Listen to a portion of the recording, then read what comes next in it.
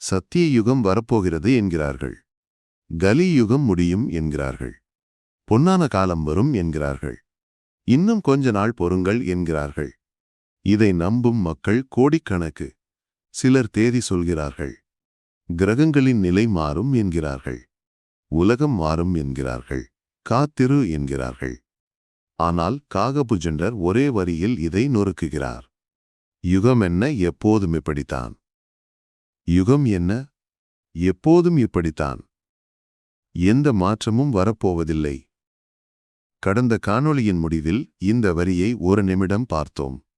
இன்று ஆழமாக பார்க்கப் போகிறோம். இது ஒரு சித்தர் மட்டும் சொல்வது அல்ல. 3 சித்தர்கள் சொல்கிறார்கள். காகபுஜண்டர் சொல்கிறார். போகர் சொல்கிறார். முருகனே நேரடியாகச் சொல்கிறார்.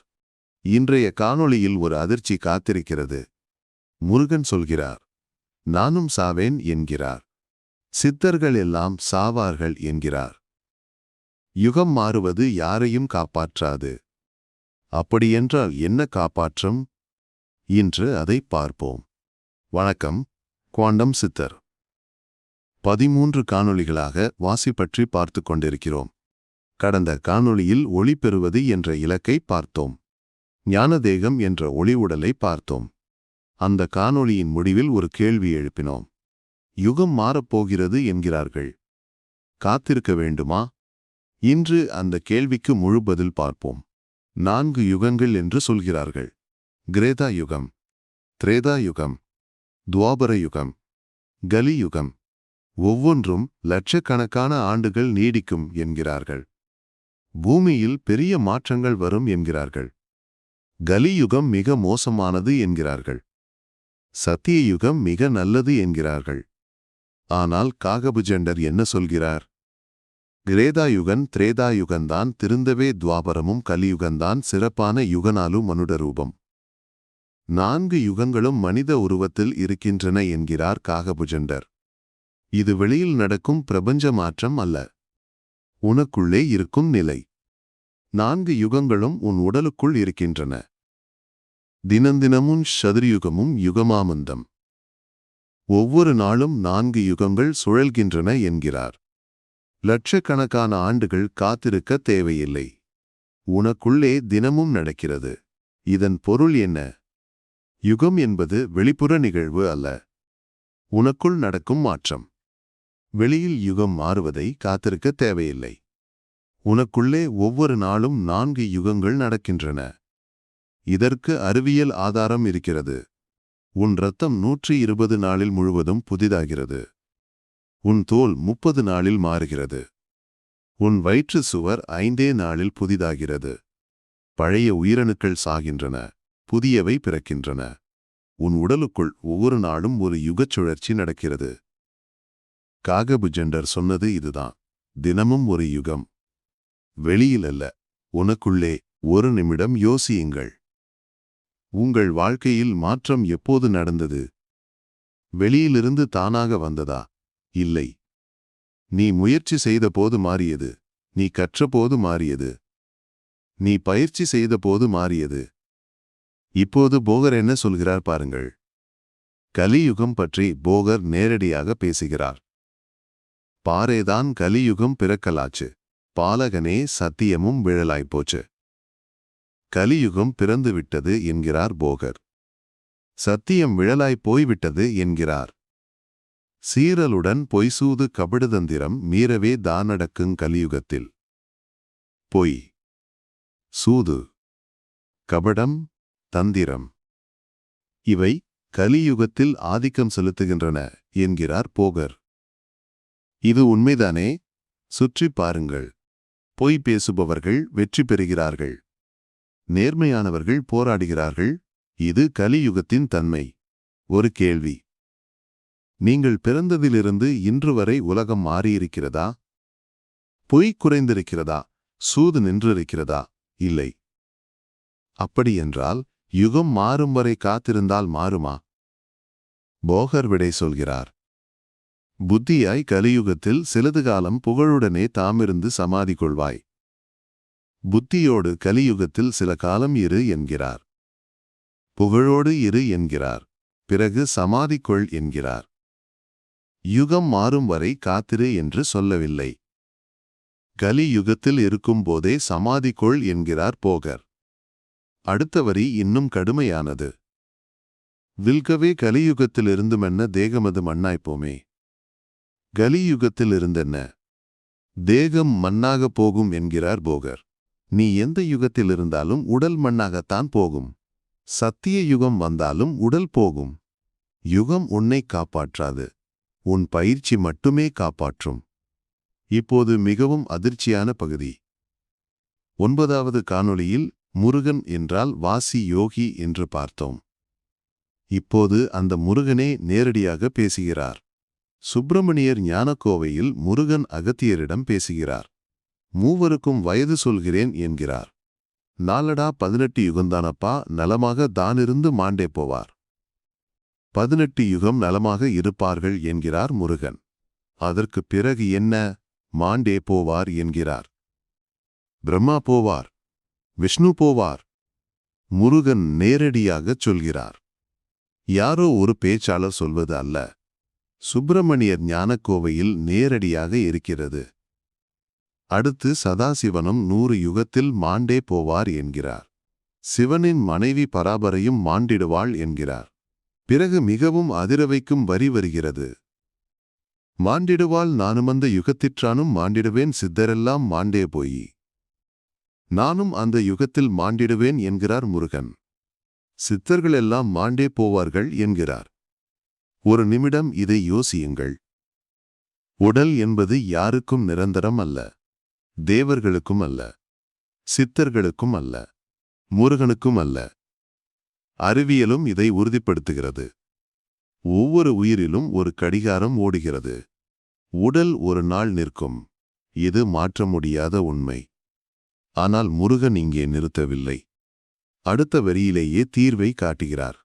ஆண்டகுரு பராபரத்தில் சேர்ந்தே கொள்வார். ஒளிபெற்ற சித்தர்கள் பராபரத்தில் சேர்ந்து கொள்வார்கள் என்கிறார் முருகன். மூலத்தோடு கலக்கிறார்கள். மீண்டும் பிறப்பதில்லை. இதுதான் முருகன் சொல்வதன் உண்மையான பொருள். ஒளி பெறாவிட்டால் மீண்டும் பிறப்பாய். ஒளி பெற்றால் மூலத்தோடு கலப்பாய். உடல் 2 பேருக்கும் போகும். ஆனால் ஒளி பெற்றவன் திரும்பி வருவதில்லை. கடந்த காணொளியில் பார்த்த ஞானதேகம் நினைவிருக்கிறதா? அந்த ஒளி உடல்தான் இங்கே முருகன் காட்டும் வழி. ஒளி பெற்றால் சுழற்சி நிற்கும், பிறவி நிற்கும். அதனால்தான் வாசி முக்கியம். அதனால்தான் பயிற்சி முக்கியம். யுகம் மாறுவதை காத்திருக்க வேண்டாம். நீயே மாறு.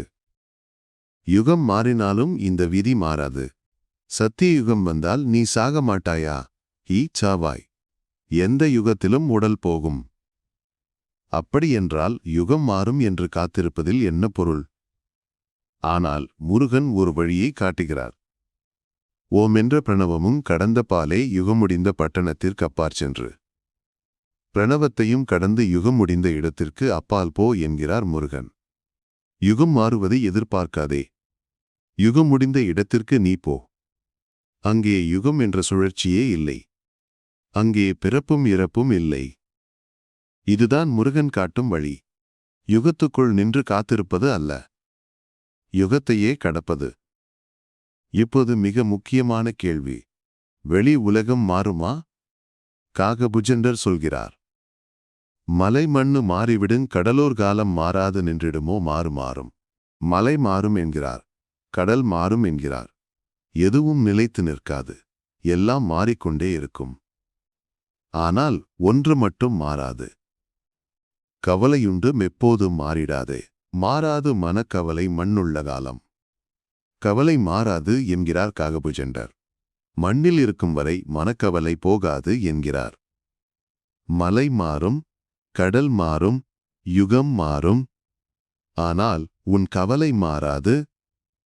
சத்திய யுகம் வந்தால் உன் கவலை போய்விடுமா? போகாது. ஏனென்றால் கவலை வெளியில் இல்லை, உனக்குள்ளே இருக்கிறது. வெளிப்புற மாற்றம் உள்ளிருக்கும் கவலையை தீர்க்காது. ஒரு சோதனை செய்யுங்கள்.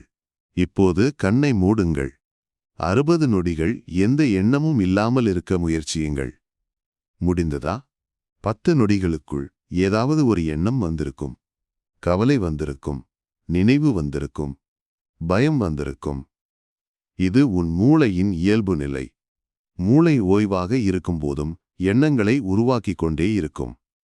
எந்த யுகம் வந்தாலும் இது மாறாது. உன் பயிற்சியால் மட்டுமே இது நிற்கும். இதைத்தான் காகபுஜண்டர் சொல்கிறார். கவலை மண்ணில் இருக்கும் வரை மாறாது. ஆனால் பயிற்சி செய்தால் மாறும். அப்படி என்றால் தீர்வு என்ன? பூரணந்தான், தினந்தினமும் பூரணந்தான். பூரணம் தினமும் இருக்கிறது என்கிறார் காகபுஜண்டர். இன்றே பூரணம், நாளையும் பூரணம், எந்த யுகத்திலும் பூரணம் இருக்கிறது. சுகமென்ற சுகமதுவு மாறாதப்பா. சுகம் மாறாது என்கிறார். சத்திய யுகத்தில் ஒரு சுகமும் கலியுகத்தில் வேறு சுகமும் இல்லை. சுகம் எப்போதும் ஒன்றுதான். அது உனக்குள்ளே இருக்கிறது. எந்த நாட்காட்டியின் முடிவுக்கும் காத்திருக்க தேவையில்லை. உள்ளே போனால் அங்கே பூரணம் இருக்கிறது, எப்போதும் இருக்கிறது. இப்போது உண்மையான பிரச்சனையை பார்ப்போம்.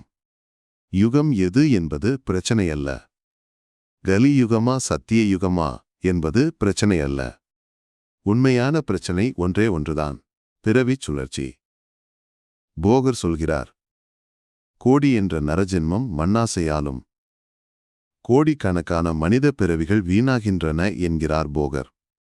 ஏன்? மண் ஆசை, பொருள் ஆசை, ஆசை உள்ளவரை பிறவி உறுதி. தெரியாதே இறந்தவர்கள் கோடிதானே. தெரியாமலேயே இறந்தவர்கள் கோடிக்கணக்கு என்கிறார் போகர். ஒளியை காணாமல் இறந்தார்கள். வாசியை புரியாமல் இறந்தார்கள். கடந்த காணொளியில் பார்த்த ஞான தேகத்தை அடையாமல் இறந்தார்கள்.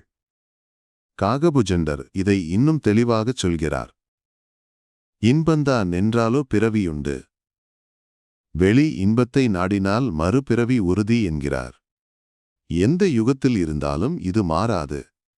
சத்திய யுகத்தில் இருந்தாலும் வெளி இன்பம் நாடினால் மீண்டும் பிறப்பாய்.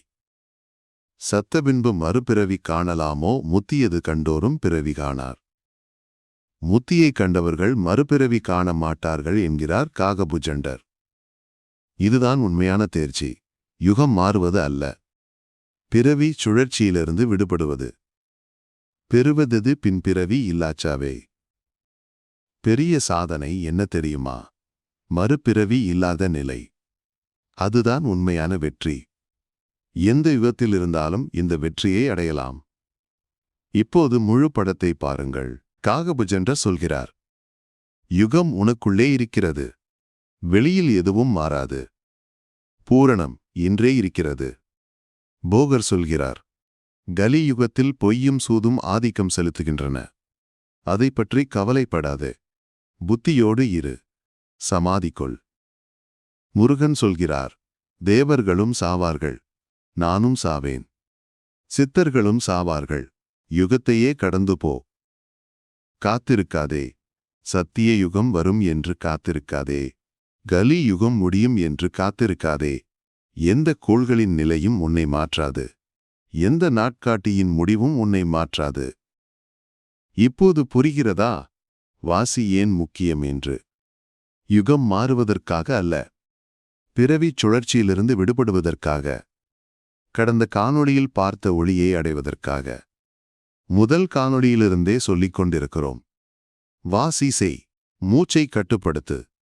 5வது காணொளியில் பார்த்த அமிர்தம் நினைவிருக்கிறதா? 8வது காணொளியில் பார்த்த ஜோதி நினைவிருக்கிறதா? எல்லாம் உனக்குள் இருக்கிறது. இப்போதே இருக்கிறது. எந்த யுகத்திலும் இருக்கிறது. காகபுஜண்டர் சொன்னார், பூரணந்தான், தினந்தினமும் பூரணந்தான். இன்றே பூரணம். உனக்குள்ளே பூரணம். யுகம் என்ற மாயையிலிருந்து விடுபடு. உள்ளே போ, பயிற்சி செய், ஒளியை அடை. ஆனால் அந்த ஒளிக்கு ஒரு பயணம் இருக்கிறது. 6 நிலையங்கள். முதல் நிலையம் மூலாதாரம். அங்கேதான் எல்லாம் தொடங்குகிறது. அடுத்த காணொளியில் மூலாதாரத்தை பார்ப்போம். உன் உடலின் அடிப்பகுதியில் என்ன மறைந்திருக்கிறது என்று பார்ப்போம். இந்த காணொளி உங்களுக்கு பயனுள்ளதாக இருந்தால் ஷேர் செய்யுங்கள். நன்றி. குவாண்டம் சித்தர்.